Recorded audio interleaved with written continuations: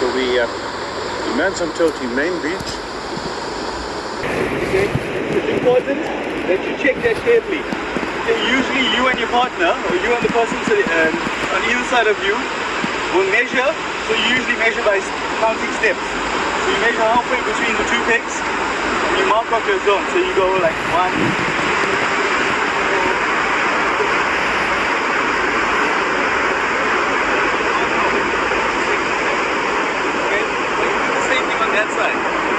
Your fishing zone is from that line to the line on the other side.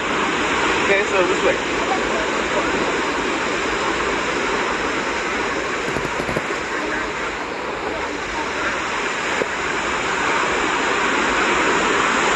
Okay, so this represents the area that you're allowed to fish in. For surf casting, this is the only place you can fish in. So this represents your zone. You cannot cast beyond that point, you cannot cast beyond that point. Because beyond that point is the next person's zone. Beyond that point is the other person's zone. Okay? If you do cast into the other zone, you can get warned. You'll get one warning by the person whose zone you're casting into. Second time, that person can call the marshal, and the marshal can give you a warning also. If the marshal sees that you're doing this constantly, they can ask you to back up your stuff, and you lose the points for that day. Okay, so you have to be very careful about how you cast and things like that. That is also why it is very important that you carry big sinkers, bigger sinkers. In some conditions, some days you have very strong side wash.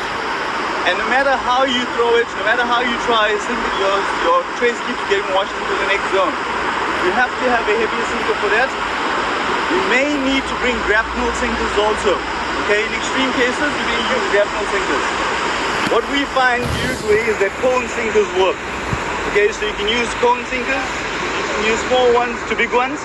Those usually hold in most types of current. Okay, but in extreme conditions, you have to use grapnels, because if it keeps washing into other zones, you can get warned for it. Alright, so this is basically your area that you're going to fish in. When you set up your set, if this is your peg, all your stuff needs to be here, in front of your peg, but your number has to be visible. Okay, so you set up here, and you've got that area and that area to fish in. Okay? Any questions so far? Now, most of you will be using rod stands. Some of you prefer to hold your rods in your hands. This is how I like setting up my sites. When you set up your sites, find an area that is suitable. Okay? One of the most efficient ways of setting up your sites is the triangle shape. Like that. Okay? Put your rod stand here. Put your trace bar here. Now, you may be wondering about trace bars and stuff like that. I'll show you how we use this. This is just, as you can see, just a comb. 2 combs. Okay? Glued onto a piece of pipe. That's all it is. And what we use this for is to hold our traces, our spare traces. Okay? So, the trace bar will go here. Okay? And all my other stuff is at the back here. So when I work, my traces are here. A bait up, cast, put it back here, and then I sort out my traces. Okay? The area won't be this small, it will be spread out here in front of me. See, my tackle and stuff like that is here.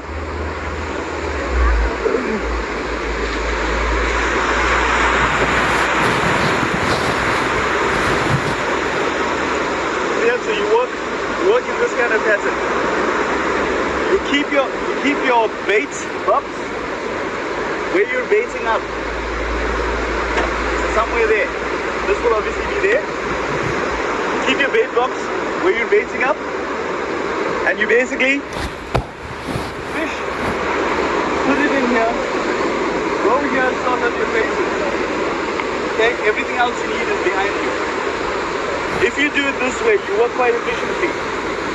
Okay, and you also don't end up tangling on your lines. You don't end up kicking your traces and things like that as you walk. Okay, so work on a system, but obviously you need to find a system that works best for you.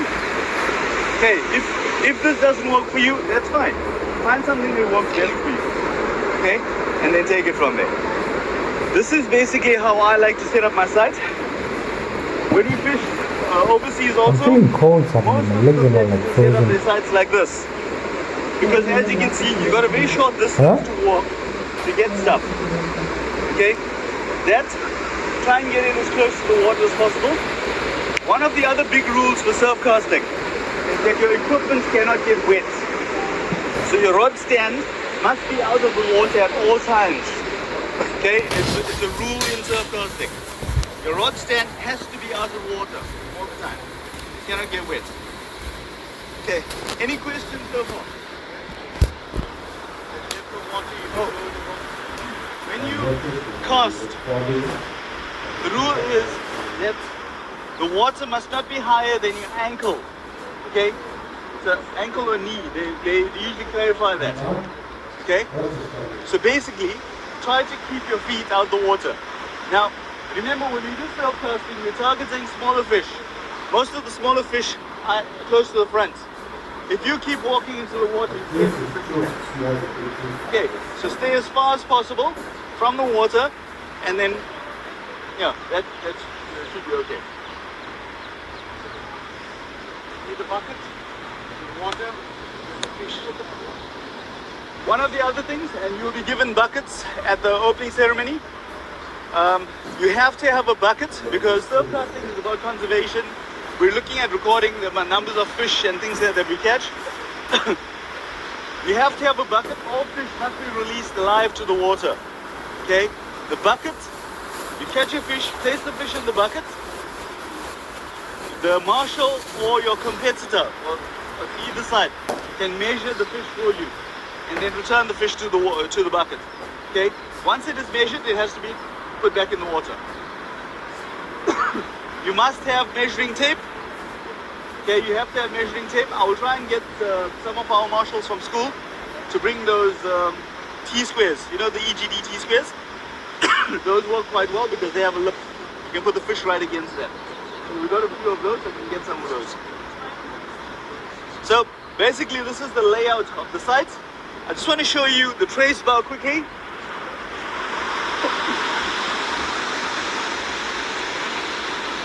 You don't need anything fancy if you're planning on using trace bar. A lot of people don't use trace bars. Okay? This is just a stand. Okay, it's one of these things that I broke. So it's adjustable. Okay?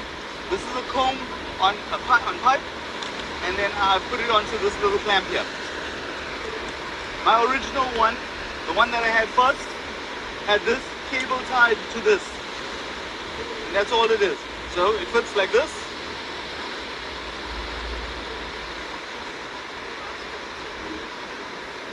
Okay. Push this in the sand, and then you hang your traces off this. So you have your spare traces that you can bait. So, where's the bag? Oh.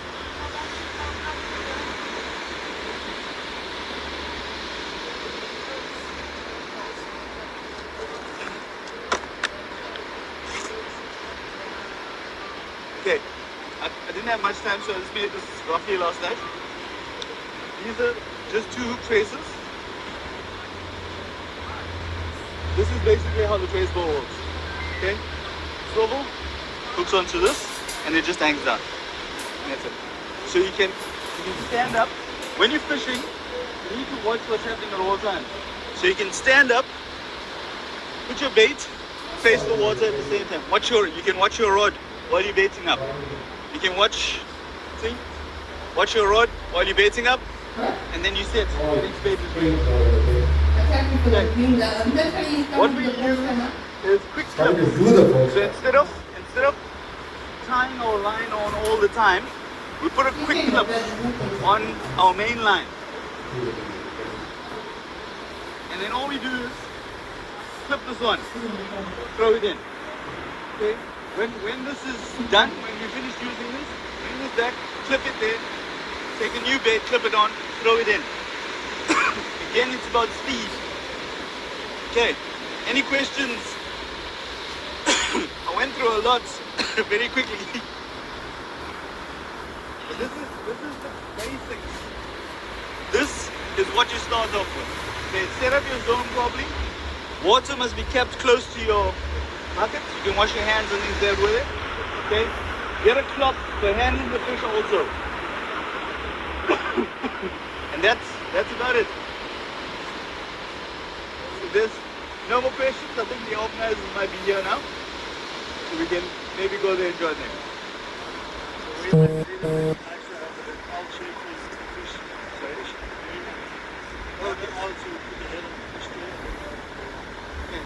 Usually when we weigh, okay, the head of the fish goes here, and then the tail comes this way. Remember, for self-casting, minimum size is 15 centimeters. Okay, anything less than that doesn't count. And you are allowed to squeeze the tail together, try and get 15 centimeters. So you don't have to leave it like this, you put it together. You can, okay, so maximum length possible for a fish. This is the net that Dinesh used at the senior self-casting tournament. I don't know if we will be able to get these, but we can ask. Okay. A simple ruler works, or you can get measuring tape. Okay. Any other questions? Anything from your side? Okay. I think that's it. Let's just get our stuff. We'll go there and meet the organizers.